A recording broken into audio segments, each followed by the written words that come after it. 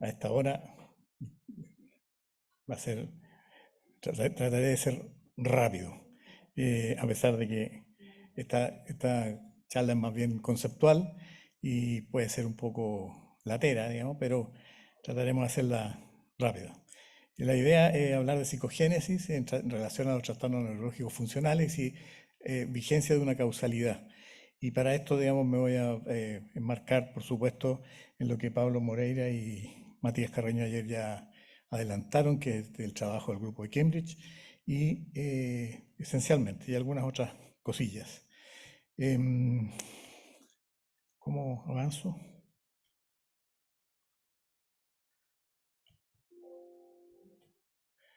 Conflictos de intereses, problema cuerpo-mente, Descartes, Aristóteles, psicogénesis, ¿se ve?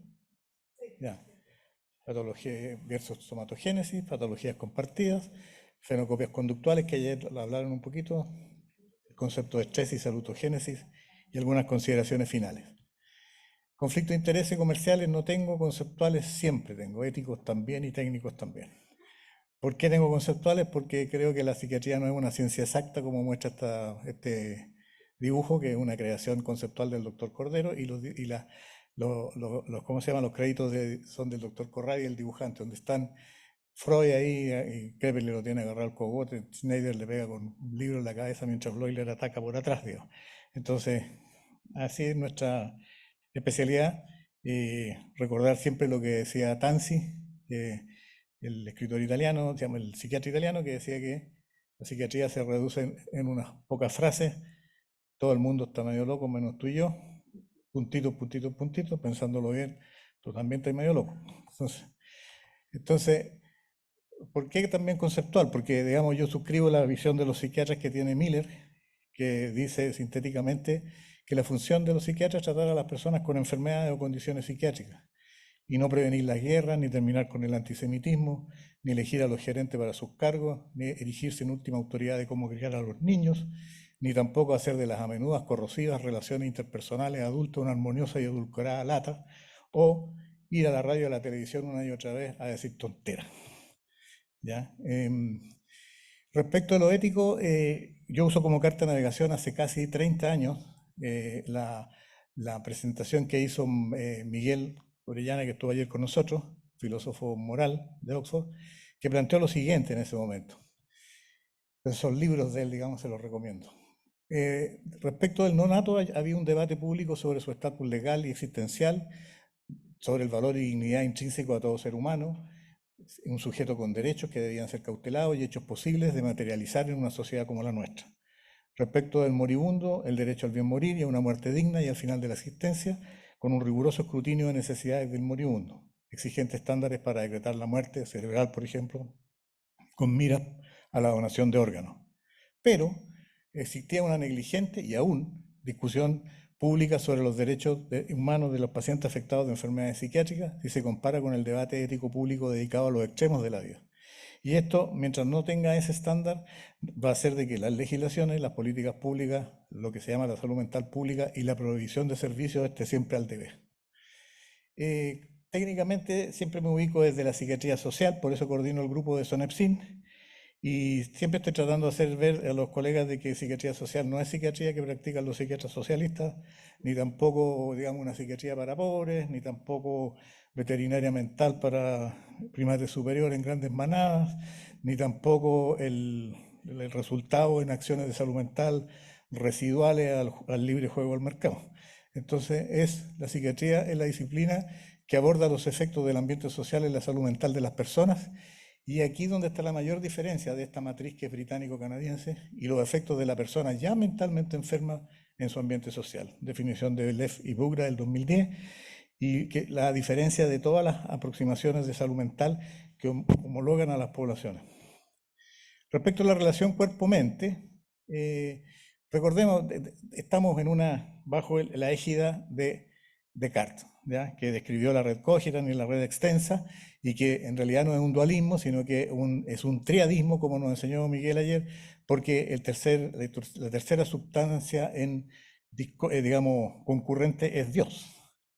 Y de esto se deduce que la mente no es una cosa física, Hay propuestas que la mente no es una sustancia en absoluto, sino un epifenómeno emergente, una superveniencia o nombre de una propiedad de la materia nada más. El cuerpo es una casa física. De hecho, se han hecho propuestas de que el cuerpo es solo un producto de la mente. La mente y el cuerpo interactúan. Propuesta de que no hay interacción, sino solo dos sistemas que suenan, como dos relojes, uno tras otro, dando la impresión de que uno estuviese influyendo en el otro. Y no es más que una ilusión óptica. Estas son, digamos, premisas, digamos, y que las cosas físicas y no físicas no pueden interactuar. La mente y el cuerpo no interactúan porque son nombres de propiedades de un material o sustancia que además física y que es única para ambos. Para que el problema se resuelva, una o más de las proposiciones deben declararse falsas, ¿ya? Y ahí el problema. Esta princesa, Isabel de Bohemia, en una carta tenía una relación epistolar muy intensa con Descartes. Le dice, así que le pido que por favor me diga cómo el alma de un ser humano, siendo solo sustancia pensante, puede determinar los espíritus corporales para producir acciones voluntarias. Pues parece que toda determinación del movimiento sucede por el impulso de la cosa movida, por la manera en que es empujada por lo que la mueve, o bien por las cualidades particulares y la forma de la superficie de ésta. Se requiere entonces contacto físico para las dos primeras condiciones, extensión para la tercera. Entonces, y Descartes nunca respondió. Entonces, y las respuestas cartesianas que se han creado, digamos, han sido actualmente, digamos, lo que se llama el monismo neural, del cual la versión anómala es lo que nos hablaba ayer Miguel. Lo mental y lo físico son solo dos formas diferentes de organizar o describir la misma materia básica que constituye el mundo, y variedades del reduccionismo, el eliminativismo, el fisicalismo, el naturalismo, según las cuales la mente se debe reducirse al cerebro. Una expresión de esta solución es la visión de la mente de Ryle, Gilbert Ryle, digamos, con su concepto del fantasma en la máquina. Este filósofo escribió un libro en el año 49, si no me equivoco, sí, y en que decía, a ver, pero veamos lo que nos dice Descartes. El cerebro resulta que ocurre en el espacio y en el tiempo, como cualquier, digamos, objeto material. Y la mente ocurre solo en el tiempo. Entonces, es un fantasma dentro de la máquina. Y, digamos, eso dio origen a que, digamos, se acuñara esta visión crítica. Las opciones conceptuales que tienen para los dualistas cartesianos son aceptar o negar que las dos sustancias, mente y cerebro, se comunican en alguna parte del cerebro. Y algunos dijeron que era la glándula pineal y así sucesivamente.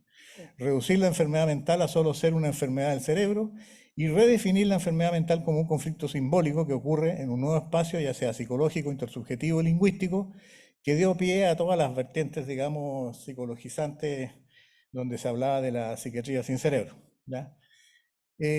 Hay dos conceptos, digamos, que se han sido hechos por psiquiatras y gente de las ciencias, digamos, aficionados a la filosofía, y que la escuela de Cambridge cuestiona, dice, no se trata de decir de que Descartes cometió un error o de que hay un dogma, como sostienen estos conocidos autores en el reloj de Descartes, y está el error y el daño que hizo el dogma en la psiquiatría occidental.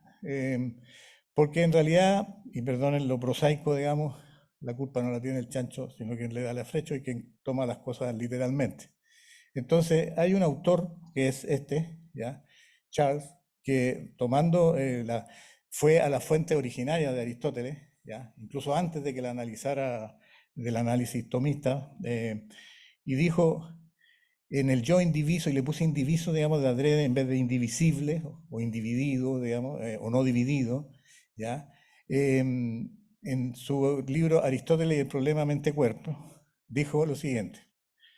El problema, si lo expresamos, es este. ¿Cómo puede lo físico, definido sin ninguna referencia explícita en su definición a lo psicológico, dar lugar a lo psicológico con sus rasgos distintivos?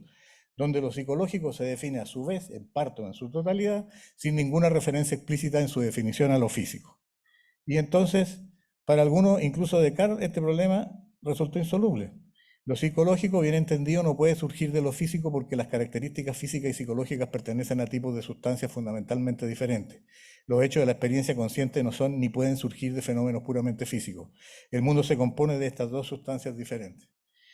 Yo, después de esto, de leer esto y de conversarlo y de con un intercambio rápido epistolar con el profesor Berrio, digamos, le preguntaba finalmente, bueno, ¿y cómo es posible entonces, digamos, resolver este problema sin una concepción de continuidad de la materia? ¿Ya? El problema es que ahí alegan los filósofos espiritualistas e idealistas, entonces empieza la discusión, no, que materia es muy craso, eso es muy prosaico, entonces tiene que haber espíritu y el espíritu antes que la materia. La solución es que haya espíritu y materia a la vez y resolvamos esto de una vez por todas. Las soluciones postcartesianas han sido el materialismo reduccionista, el materialismo no reduccionista, lo psicológico mismo como conciencia fenoménica y los elementos racionales por igual pueden definirse completamente en términos de roles causales. Todos los fenómenos psicológicos pueden realizarse sin problema en eventos de estados físicos. El panpsiquismo o el espiritualismo, en que lo físico se entiende en términos que hacen fácilmente inteligible su conexión con lo psicológico. Incluso los objetos físicos se definen como vivos con conciencia o protoconciencia, primitivamente dispuestos a tener experiencia consciente. Bueno, el monismo neural, perdón, neutral le puse. Pero Aristóteles, según este autor Charles, que lo ha revisado exhaustivamente, dice, nunca adoptó ninguno de estos enfoques. Él desarrolló desde el principio una forma de pensar sobre los fenómenos psicológicos y físicos que planteaba adecuadamente, más que resuelve el problema mente-cuerpo, disuelve el problema mente-cuerpo que estas propuestas pretenden abordar. Decía que nuestra percepción del color, la experiencia del dolor y el placer, los deseos y demás son, en su opinión, actividades inextricablemente psicofísicas siempre, cuyas propiedades esenciales son inextricablemente psicofísicas. Y entonces, digamos, nunca fue ni siquiera protodualista. Bueno, eso para dejar ese es el primer... Pasemos a la psicogénesis. Berre del 2018 dijo, el concepto psicogénesis y las explicaciones psicogenéticas de los trastornos mentales no están para nada de moda. Para la neurociencia contemporánea son creencias sin sentido que solo reflejan la ingenuidad cartesiana de los psiquiatras. El grupo de Cambridge no comparte este juicio porque tal rechazo contradice los resultados del análisis histórico, epistemológico y clínico del trastorno mental y acepta una concepción muy estrecha del mismo. El estudio de la psicogénesis puede ofrecer una llave maestra incluso para la comprensión y el manejo efectivo de muchos trastornos mentales. Incluso dice, parafraseando a Camus, que decía que el único problema importante en la filosofía era el suicidio, que decía, lo más importante es que alguien tome la decisión de matarse, ¿qué me importa a mí si el espíritu tiene 10 eslabones o no sé qué, digamos, el ser, la verdad, digamos? Esa decisión humana, concreta, de decidir morir por mano propia, es un tema central en la filosofía. Y entonces dijo que hay una sola pregunta verdaderamente seria que concierne a la psicogénesis para la psiquiatría.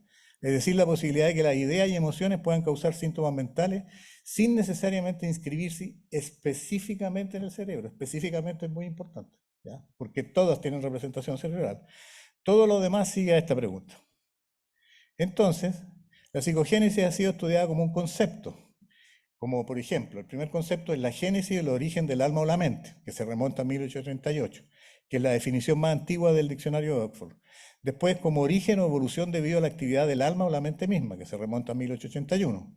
Y finalmente, el origen psíquico causa a la que se pueden atribuir las enfermedades mentales o las perturbaciones del comportamiento, atribuido en realidad erróneamente a Freud porque se remonta a Somers, e incluso si no hay autores anteriores. ¿Qué es lo que ocurre cuando la gente hace historia seriamente?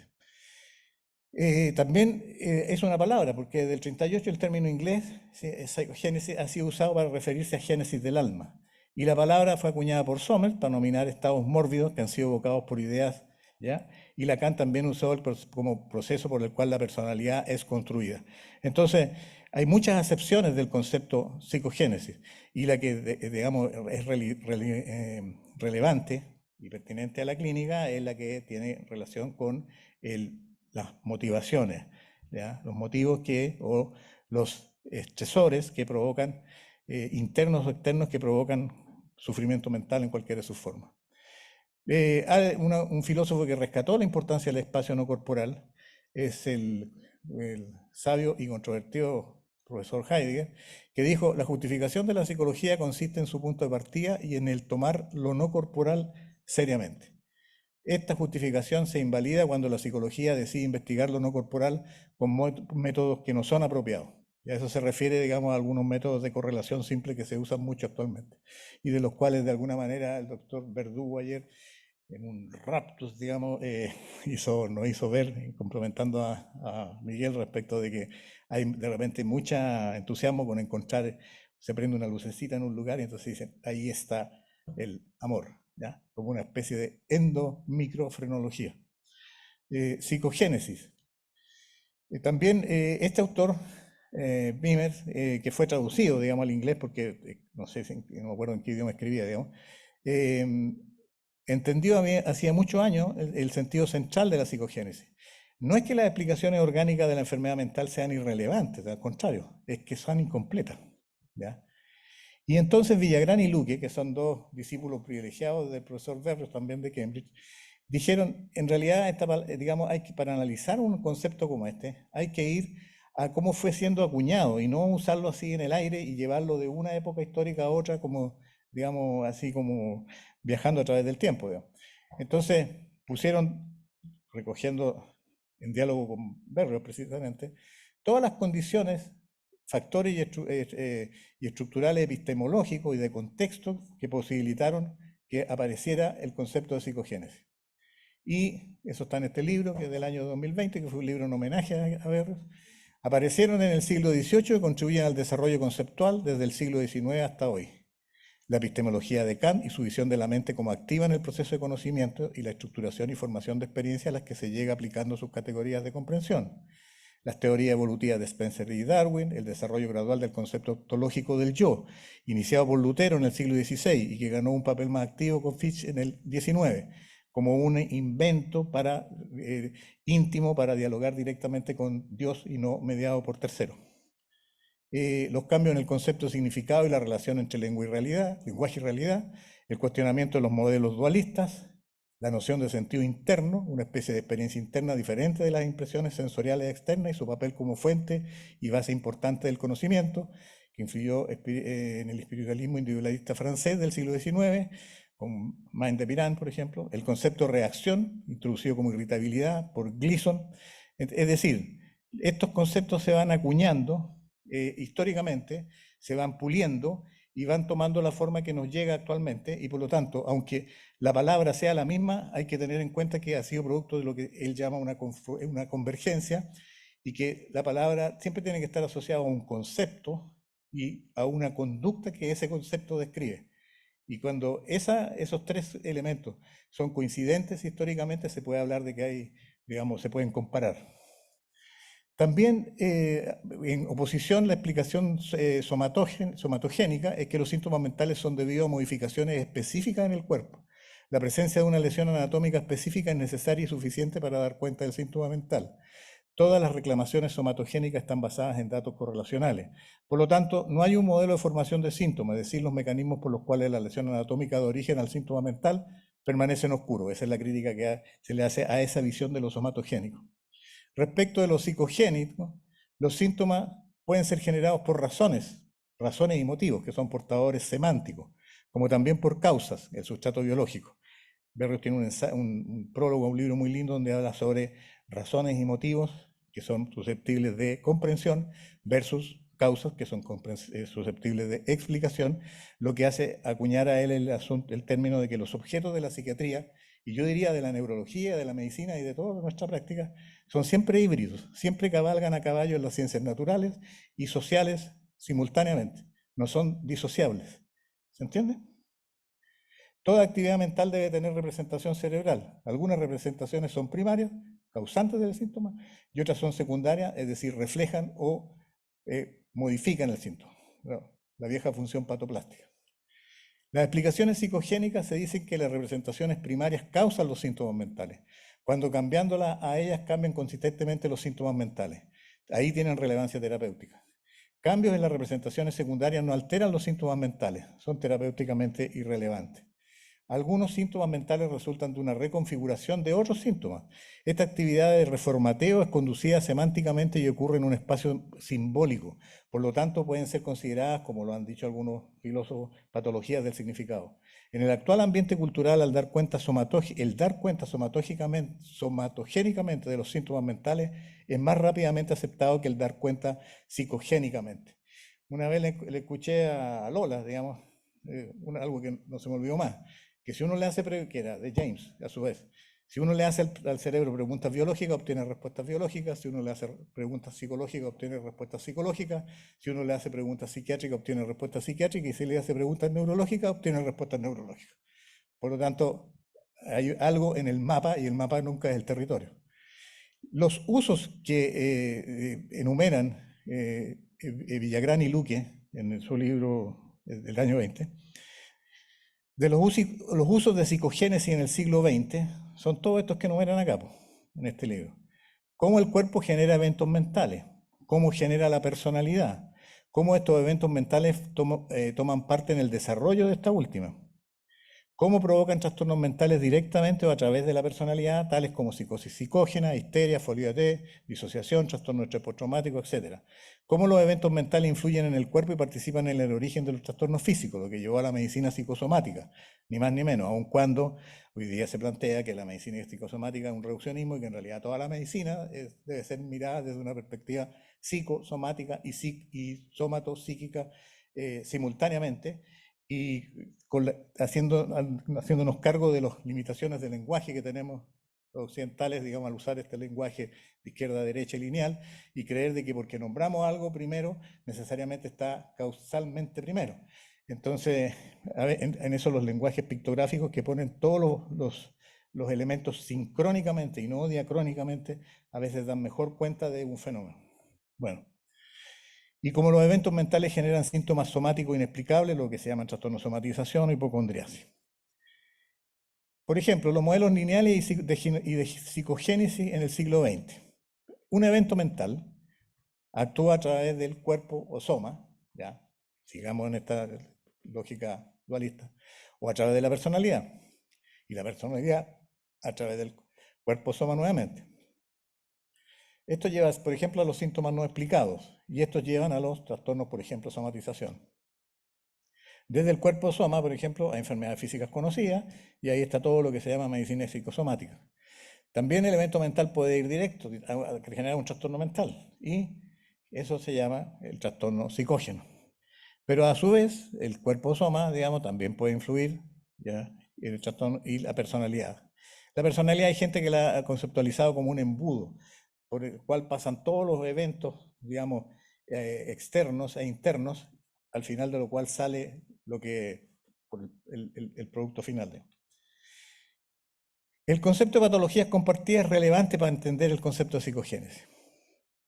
Se llamaron folia D en Francia, que es el concepto que ha seguido, pero a veces nos damos cuenta de que hay una folia a muchas más personas que hay dos, digamos, ¿ya? Hoy día hablábamos de una situación insólita que ocurrió en el hospital psiquiátrico hace muchos años, donde en un fin de Semana Santa, un grupo de personas, de pacientes, en una locura multitudinaria, crucificaron a una persona en una puerta y desfilaron con él como si se tratara de Cristo cantando, qué sé yo, y entonces de ser una locura a varios, ¿ya? La locura comunicada se llamó así en Inglaterra, o la locura inducida en Alemania. La palabra inducir implica que el inducido puede sufrir de psicosis como resultado del estrés de vivir con otra persona. El vocablo en francés predominó en las variantes vernáculas europeas y han sugerido varias explicaciones para este interesante fenómeno. Por ejemplo, este fenómeno desafía la noción individualista de enfermedad y el organicismo psiquiátrico ultranza. Si los parientes biológicos comparten la locura, la explicación genética organicista es aplicable para entender la locura del inducido o los inducidos. Esto ocurre, por ejemplo, con mamás que tienen, no sé, un síndrome de Capgras y piensan que los hijos han sido secuestrados y sustituidos por otros, y eso perturba mucho a los niños. Si no lo son, como en la mayoría de los matrimonios, la explicación organicista no es válida, porque hay matrimonio entre parientes, por supuesto. Se pueden proponer coincidencias genéticas. ¿Ya? Los cónyuges se gustan finalmente porque tienen rasgos de personalidad coincidentes, y algunos de estos rasgos podrían ser marcadores de genes candidatos, por ejemplo, a la esquizofrenia. Pero si el tratamiento separa a los miembros de la pareja, el inducido mejora rápida y totalmente, y en cambio el inductor sigue el curso esperado del tipo de psicosis del que padece. Una explicación orgánica de la psicosis del inducido deviene entonces improbable, y en consecuencia se debe recurrir a explicar el fenómeno por medio de mecanismos psicológicos como imitación, contagio, configuración, sobreidentificación, lo que quieran que pongamos. ¿Se entiende? Las fenocopias conductuales es otro concepto que también puso Berrios en la palestra, que recién se está empezando a usar, digamos, y se refiere a lo siguiente. Es un nombre nada más que genérico para comportamientos y experiencias mentales que imitan o copian otros comportamientos y experiencias mentales considerados como originales. El concepto de originalidad tiene que ver simplemente con que uno haya registro histórico de él primero. ¿Ya? La relación entre copias y originales es de similitud fenomenológica. Los nombres copia y original solo reflejan un hecho histórico y no una diferencia en importancia clínica. El devenir social y científico ha provocado que los originales se conviertan en estándares de oro y se incluyan en los glosarios oficiales. Entonces, por ejemplo, el caso de las crisis convulsivas, original, y los eventos paroxísticos no epilépticos, copia. Va a usar el lenguaje que hoy día trajo el doctor Kanner y no seguir repitiendo ya lo mismo. Erróneo inferir que la última es clínicamente menos importante que la primera. Las copias tienden a definirse de forma apofática, forma negativa, es decir, que no son originales, como ayer señalaba muy bien el doctor Vidal cuando decía, bueno, estamos definiendo todo esto por lo que no es, en lugar de basarse en sus características intrínsecas o una definición en positivo. ¿Ya? Hay problemas no menores cuando, por ejemplo, en gente que tienen una epilepsia, tienen simultáneamente crisis o eventos paroxísticos no epilépticos que son fenocopias del otro. ¿Ya? Y algunos han sido por aprendizaje y otros no necesariamente por aprendizaje directo, y eso es lo misterioso. Por ejemplo, fenocopias de síntomas y síndromes médicos. Los diferentes síndromes dolorosos, la fatiga, los eventos funcionales no epilépticos, los llamados síntomas disociativos de conversión, parálisis, disfonía, parestesia, amnesia. Y están las fenocopias al revés, de síndromes psiquiátricos. Los cuadros similares a la depresión orgánica, todas las formas de depresión orgánica, ya partiendo por la hipotiroidea. Los síndromes maníacos, la manía secundaria, la orgánica, las manías por estimulantes, la manía de Bell, por ejemplo, que es febril. Los síndromes de pseudodemencia, la pseudodemencia depresiva, digamos.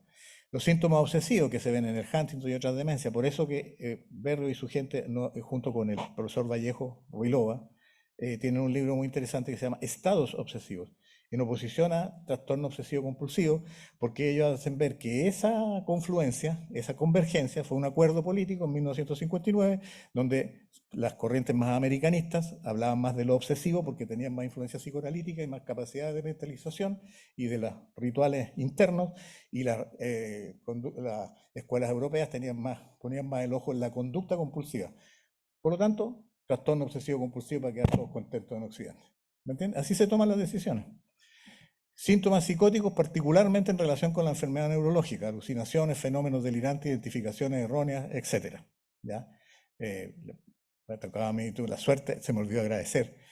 Yo estoy metido en estos berenjenales gracias a harta gente. Ada Chicharro, por ejemplo, que el profesor Kanner decía que le dicen Adita. Nosotros acá le decimos Ada, pero con H. ¿Ya? Y De Marini, que me metió en este tema, digamos, ¿ya? Ivanovich, cuando era becado, que también me metió en estos temas en relación con la epilepsia. Cordero, con su interés por la psiquiatría orgánica, y así sucesivamente. Entonces, y toda la gente que trabaja aquí, con la que nos topamos a diario y conversamos y vemos que en realidad, como decía el profesor Kanner, el año 2003, cuando neurólogos y psiquiatras dejaron de hablarse y nunca debieron haber dejado de hacerlo porque tienen un lenguaje muy en común. No necesariamente el mismo, a veces son dialectos, digamos, es como hablar el castellano colombiano con el argentino, pero lo central se puede conocer, se puede compartir. Las copias fenomenológicamente similar al original y la copia del original comparten propiedades, pero a su vez es diferente del original en lo que respecta a mecanismo de formación, curso clínico, por ejemplo, la duración.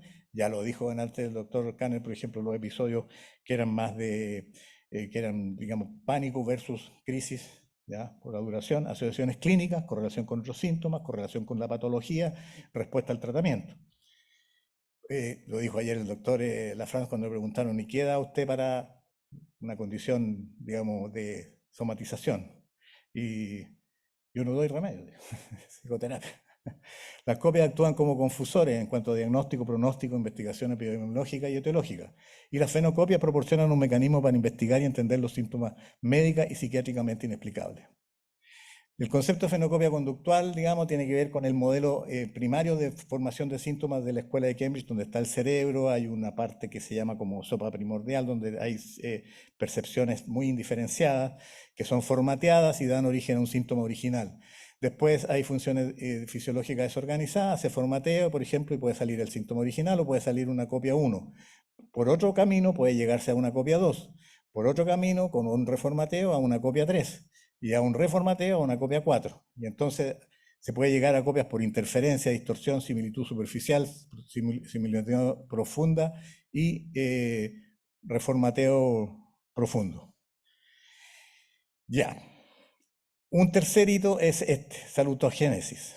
Y esto tiene que ver con un autor que escribió en 1977 un libro muy lindo que se llama, y que este señor, Aaron Antonovsky, que, digamos, vivió en los Estados Unidos, después se fue a Israel, y este libro que se llama Health, Stress and Coping. ¿Y qué es lo que dijo Antonovsky? Pasamos demasiado entrenados en lo patógeno, en lo que provoca dolor, qué sé yo, y se nos olvida el otro componente, digamos, salutógeno. Y estos están siempre en tensión y están en una lucha permanente, tanto externa como interna. Y entonces él habló, por ejemplo, de la salud en el río de la vida. Entonces, por ejemplo, la promoción, que el tipo NADE, la educación sanitaria, la prevención, ahí que ande con aparatos para allá, protección, que haya una barrera, qué sé yo, curativos cuando ya se le tira un salvavidas y la muerte cuando ya se va puesta abajo ¿cómo se llama? En la cascada, digamos. Pero todo lo primero él lo enfoca como salutógeno, lo no patógeno, ¿ya? Y tiene un modelo que a mí me gusta mucho porque es a escala humana, porque cuando se habla de estrés, primero, se confunden los estresores con el estrés y segundo, se ocupan modelos animales, qué sé yo, y de la respuesta general de adaptación. Y eso no le hace justicia, no hace justicia en tanto homínidos, pero no nos hace justicia en tanto humanos, digamos. Y entonces él dice que los humanos tenemos un repertorio de recursos generales de resistencia, ¿ya? Que son cualquier característica, física, bioquímica, artefactual, material, cognitiva, emocional, valorativa, actitudinal, interpersonal, relacional, macro y sociocultural, que de un individuo, de un grupo primario, de una subcultura o de una sociedad, que es efectivo evitando, combatiendo una amplia variedad de estresores. Y entonces, ¿qué es lo que dice este señor? Dice que los estresores chocan con los recursos generales de resistencia, que son todas las estrategias de coping que la persona tiene ya puestas, sin reflexionar siquiera. Y aquello que todo ese sistema no logra apañar, recién es el estrés. Primera distinción entre estresores y estrés.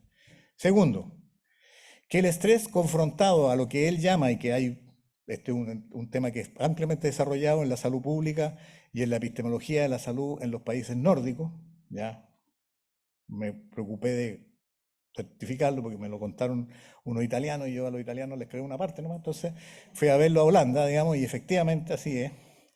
Entonces, son simpáticos los italianos, pero ustedes saben cómo son, pues cuando el niño estaba haciendo las tareas, entonces le preguntaba al papá si vaca se escribía con B larga o B corta, y el papá le dice, intermedia. ¿Ya? Entonces, el estrés confrontado a lo que él llama el sentido de coherencia personal, que es un sentido que se construye biográficamente y que tiene que ver con un sentido de coherencia interna, ¿ya? Recién hace que el estrés pueda ser patógeno o aún salutógeno.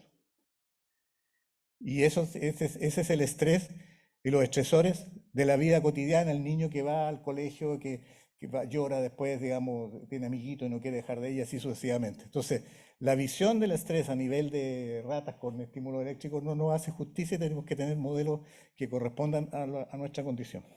Y los recursos generales de resistencia son los de coping que han descrito los americanos, la resiliencia que está de moda ahora, que hay gente que anda recomendando, pero digamos, él habla de un paraguas de la salutogénesis, donde están todos estos elementos, ¿ya? Donde puse ahí en un ojito la resiliencia, pero está la calidad de vida, el capital cultural, capital social, el humor, el empoderamiento, el locus de control interno y a veces externo, y así sucesivamente. Y entonces a este paraguas de la salutogénesis, estos autores le agregan permanentemente Lázaro, el coping, ya, el apego de Bowlby, la empatía, la autoeficacia de Bandura. Entonces, no es tan simple ni lineal. Bueno, esto ocupan estos sujetos para analizar sus temas de salud pública. Villagrán y Luque dicen que finalmente la psiquiatría sigue dividida en dos puntos de vista opuestos. El de quienes, aunque admiten que los trastornos mentales puedan tener representación cerebral, enfatizan que en un número sustancial de casos esta representación puede ser irrelevante para su definición, significado, generación y tratamiento. Y el de los que sostienen que todas las causas de los trastornos mentales se encuentran en las disfunciones cerebrales, ya sea síntomas mentales o meros epifenómenos de los mismos. Consideraciones que le había puesto finales, pero en realidad en un acto de modestia mínima le puse transitorias porque ¿quién soy yo para decir que sean las finales? Entonces, y que están, por supuesto, además copiadas de Berrios, de Villagrande, Luque, de Fuentenebro de Diego y de un montón de gente. La psicogénesis es un mecanismo por el cual los factores psicológicos semánticos por sí solos pueden generar, desencadenar o modular los síntomas mentales. Dicho mecanismo puede actuar vía cuerpo, personalidad o directamente. La representación cerebral de los procesos psicogénicos es secundaria y no específica, como el software que se ejecuta sobre el hardware. Existen teorías prefreudianas, freudianas y posfreudianas de la psicogénesis. Pero aparte de los modelos propuestos por las psicologías dinámicas, necesitamos otros que consideren los avances en las neurociencias, en la formación de síntomas mentales y en cómo el ser humano usa templados culturales para configurar los contenidos de su conciencia, que no se basen solo en la mediación específica y restrictiva del cerebro. La psicogénesis está implícita en varias tradiciones explicativas en medicina, por ejemplo, la disociación, somatización, medicina psicosomática, etc. También está incorporada en la definición de una serie de síntomas mentales actuales. Es probable que sea relevante para el tratamiento en algunos casos. El estudio de la psicogénesis puede ayudar en la comprensión y el mejor manejo ético de muchos de los trastornos mentales. Y la psicogénesis también está incorporada en la definición de una serie de síntomas. Tarde o temprano los psiquiatras tendremos que decidir si los trastornos mentales deben ser considerados como mera enfermedad del cerebro o como conflictos causados por ideas, símbolos, dilemas, emociones, etcétera, que ocurren primariamente dentro del espacio de lo semántico, psicológico, social e intersubjetivo. Como está lo social e intersubjetivo, por eso no quise dejar la oportunidad de poner el modelo de la salutogénesis sobre la mesa. No como meras enfermedades del cerebro, sino como fenómenos híbridos que a un nivel profundo combinan localización cerebral, conflicto simbólico y configuración cultural. O sea, bio-psico-social o socio-psico-biológico en el decir, digamos, este camino de ida y vuelta que tiene limitaciones. Ojo, el profesor Jadresi, Víctor Jadresi, papá de Enrique, 25 años antes de Engels, propuso un modelo biopsicosocial en su unidad de medicina psicosomática y psiquiatría social del Hospital Salvador, que duró desde el año 53 a 20 años más hasta que llegaron unos caballeros que no les gustaba que las cosas fueran desordenadas. Entonces, igualmente, en el futuro se tendrá que definir como ética solo aquella terapia que se dirija a lo que en cada caso es la fuente primaria del trastorno, ya sea la patología cerebral o el nudo semántico. Cuando hablamos de nudo semántico no es solo lo interno, es también la significación que le damos permanentemente a lo externo, entre ellos los estresores. Muchas gracias.